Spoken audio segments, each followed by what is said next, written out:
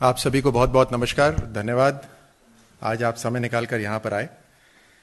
देश के लिए बहुत ही महत्वपूर्ण ये मुद्दा है और इसलिए हम चाहते हैं कि ये जनता तक आपके माध्यम से जरूर पहुंचे।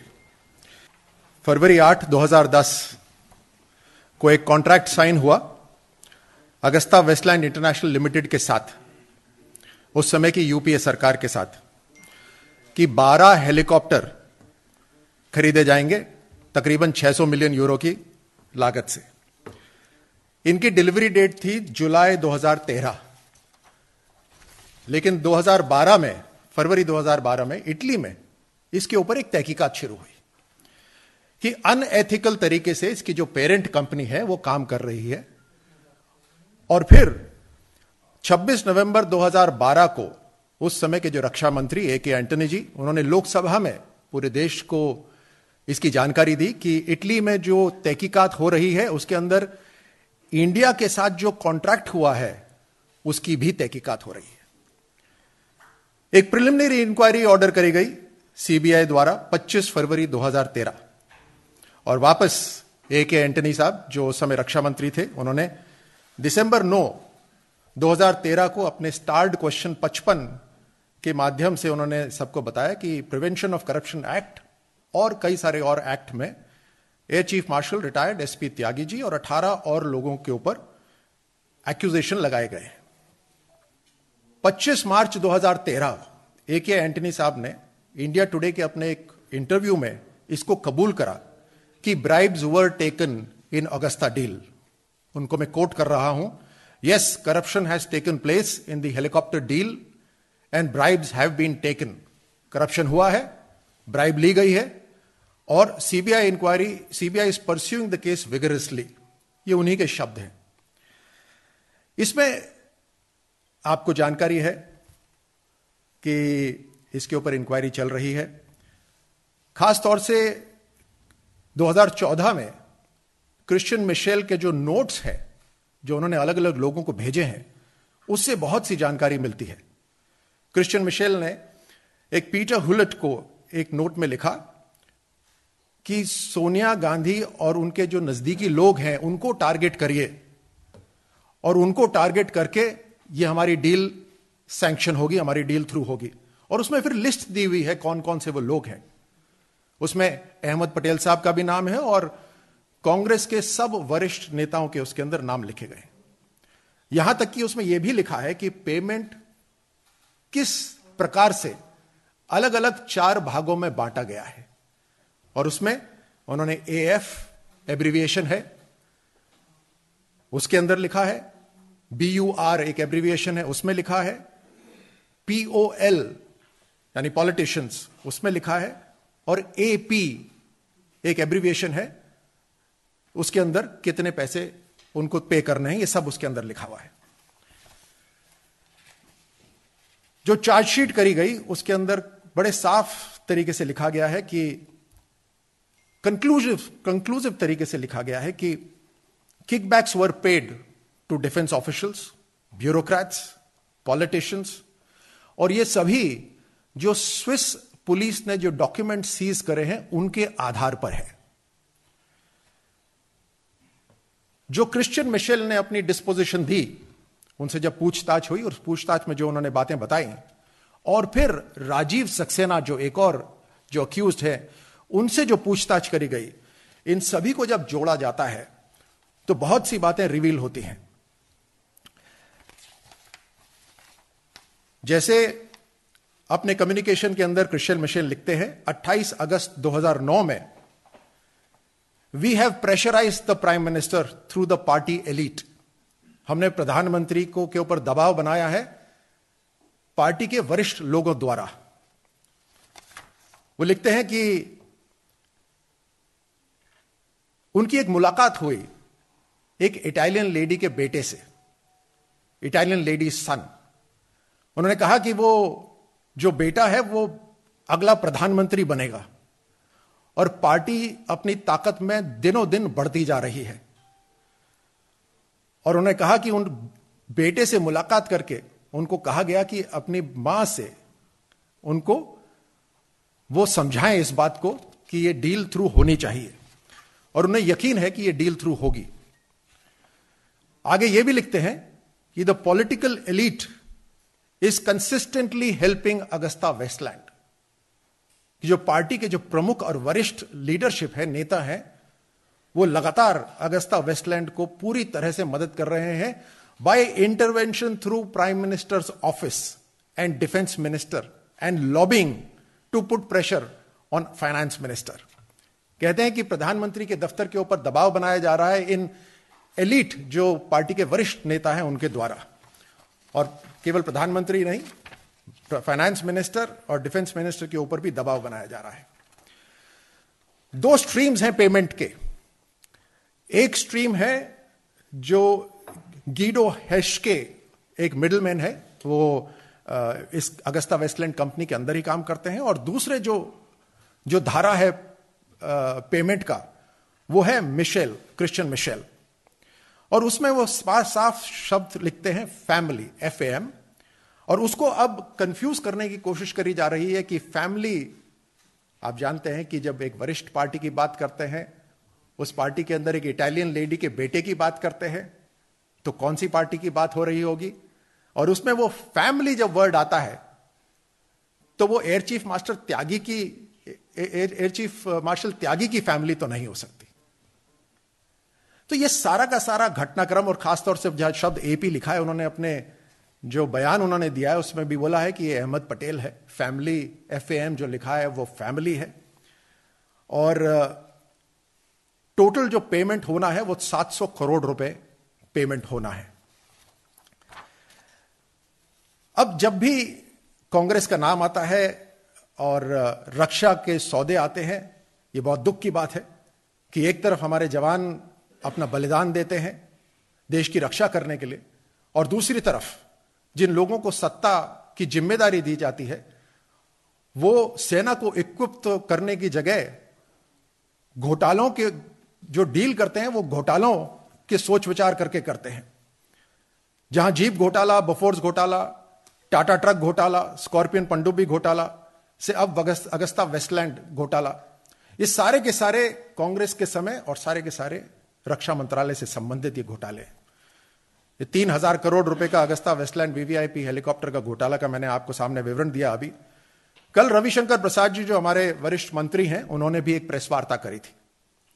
और प्रेस वार्ता करने का मकसद था कि कांग्रेस पार्टी के जो वरिष्ठ लोग हैं, सोनिया गांधी जी, राहुल गांधी, इस घोटाले पे अपने बड़े नेताओं का नाम आने पर स्पष्टीकरण दें, जवाब दें। लेकिन अभी तक चुप्पी और खामोशी ही मिली है वहां से। इस चुप्पी का मतलब हम क्या समझें? इस चुप्पी का मतलब पूरा देश क्या समझे?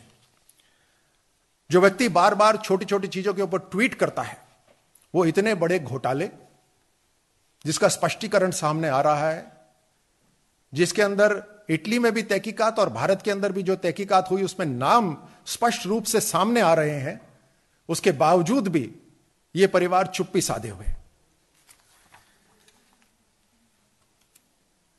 रक्षा डील में सीधे सीधे कांग्रेस के घोटाले।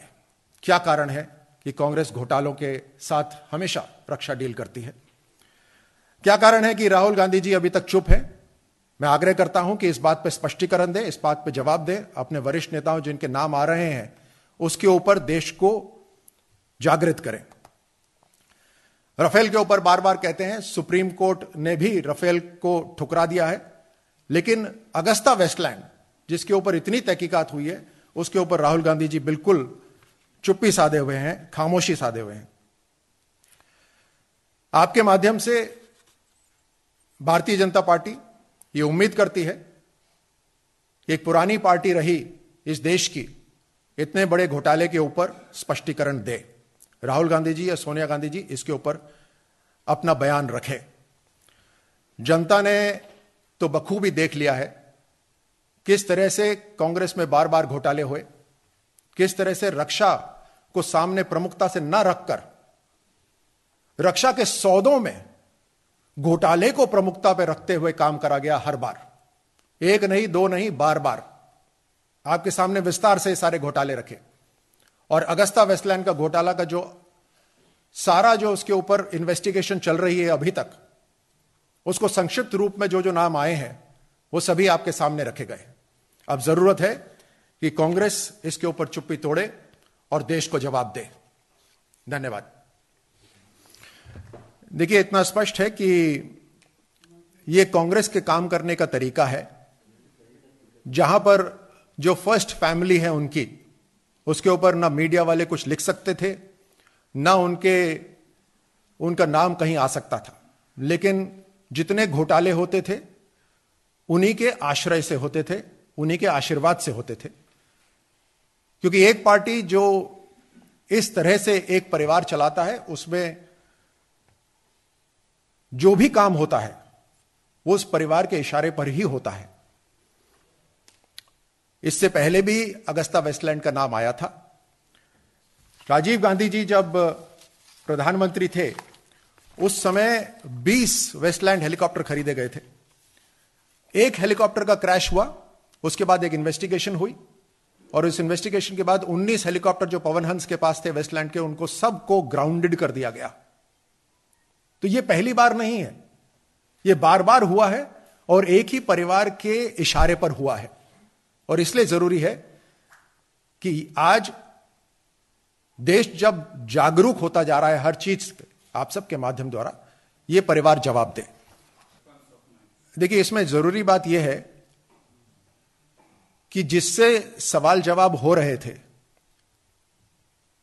वो विटनेस क्या कह रहा था, और उस विटनेस ने जो बयान दिए हैं, उस बयान में जिस जिस लोगों के नाम आए हैं, अब तहकीकात यह हो रही है कि उन लोगों के साथ कौन कौन कनेक्टेड था, उन लोगों के ऊपर आशीर्वाद किन किन लोगों का था। यह बहुत गहरी इन्वेस्टिगेशन होती है, जिसमें एक देश नहीं दूसरा देश भी इन्वॉल्व होता है, उस दूसरे देश की कंपनियां इन्वॉल्व होती हैं। आप सब पढ़े लिखे हैं, मुझे यकीन है आपने पढ़ा होगा कितनी वेब ऑफ कंपनीज है। एक दो कंपनीज नहीं, इन्होंने 100-200 कंपनीज बना रखी हैं। उनके माध्यम से पेमेंट एक से दूसरे से तीसरे से चौथे से हो रहा है। पेमेंट्स को छुपाने की कोशिश करी गई है ताकि असलियत तक, असली व्यक्ति तक हम पहुंच ना पाए। तो इन्वेस्टिगेशन में टाइम लगेगा, लेकिन हम पहुंचेंगे जरूर। मोदी सरकार इस बात पर बिल्कुल अडिग है कि देश का पैसा देशवासियों के लिए है। रक्षा में सौदे, कहीं पे भी सौदे नहीं हो सकते। आज जो सौदे हो रहे हैं, जो डील्स हो रही हैं, वो सरकार टू सरकार हो रही है, गवर्नमेंट टू गवर्नमेंट डील्स हो रही हैं। ये जितने भी घोटाले हुए, इसके अंदर कोई भी गवर्नमेंट टू गवर्नमेंट डील नहीं थी, क्योंकि वो चाहते थे कि कोई ना कोई उनका जानकार मिडिलमैन हो, ताकि उस परिवार को या उस परिवार के साथ जुड़े हुए जो राजनीति लोग हैं उन सबको फायदा मिले।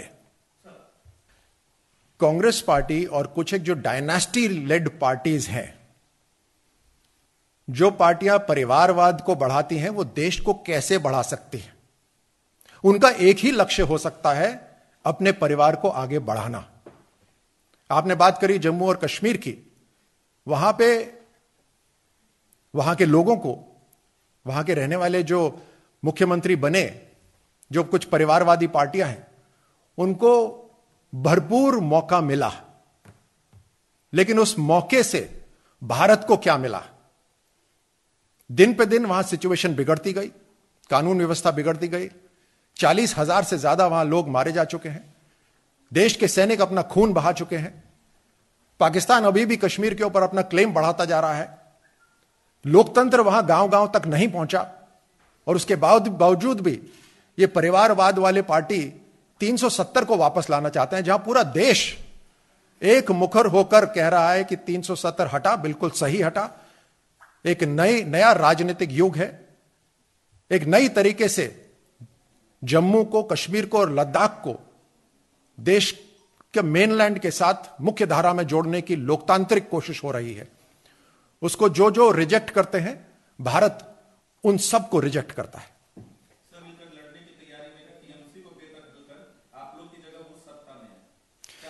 यह देश का सौभाग्य है कि आज ऐसा राजनीतिक युग आया है कि कांग्रेस और लेफ्ट अब एक विचारधारा में जुड़ते जा रहे हैं।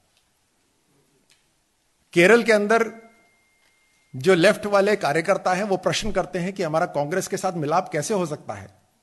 वहीं पश्चिम बंगाल में, क्योंकि राजनीति उनको सिर्फ पर्सनल एम्बिशन, अपना स्वार्थ ही नजर आ रहा है, इस कारण से आज लेफ्ट और कांग्रेस एक तरह से एक साथ लड़ना चाहते हैं, और इसको मैं देश का सौभाग्य कहता हूं, क्योंकि जब समुद्र मंथन होता है तो उसमें से जहर भी बाहर निकलता है। यह भी बिल्कुल बात स्पष्ट है कि, और सब लोग जानते हैं, मैं मीडिया वालों से जब, मित्रों से जब बात करता हूं, मैं मीडिया के अपने मित्रों से जब बात करता हूं, सब ये कहते हैं कि बिहार का चुनाव तो हो गया, और सब जानते हैं कि उसी समय एक विदेशी राज्य में भी एक चुनाव हो रहा था, लेकिन बिहार का चुनाव, हमारे देश का चुनाव पूरे नॉन वायलेंट तरीके से हुआ, जो कि पूरे विश्व के लिए एक उदाहरण है। लेकिन आप सब जानते हैं कि अगला चुनाव जो होने वाला है बंगाल के अंदर, उसके अंदर हत्याएं काफी पहले से शुरू हो चुकी हैं। ये सारे लोकतांत्रिक हत्याएं हो रही हैं, और मुझे दुख के साथ कहना पड़ रहा है कि अभी मुझे खबर मिली है कि आज एक और लोकतांत्रिक हत्या हुई है। बीजेपी के कार्यकर्ता को वहां उसका कत्ल कर दिया गया है। यह लोकतंत्र के लिए बहुत शर्मनाक बात है, और आपके माध्यम से मैं चाहूंगा कि देश जागरूक हो इस बात से भी कि किसी चुनाव के अंदर और किसी विचारधारा को रोकने के लिए व्यक्तियों की, कार्यकर्ताओं की हत्या ये भारत की जनता स्वीकार नहीं करेगी। आप सबको बहुत बहुत धन्यवाद इस प्रेस वार्ता में शामिल होने के लिए। Thank you.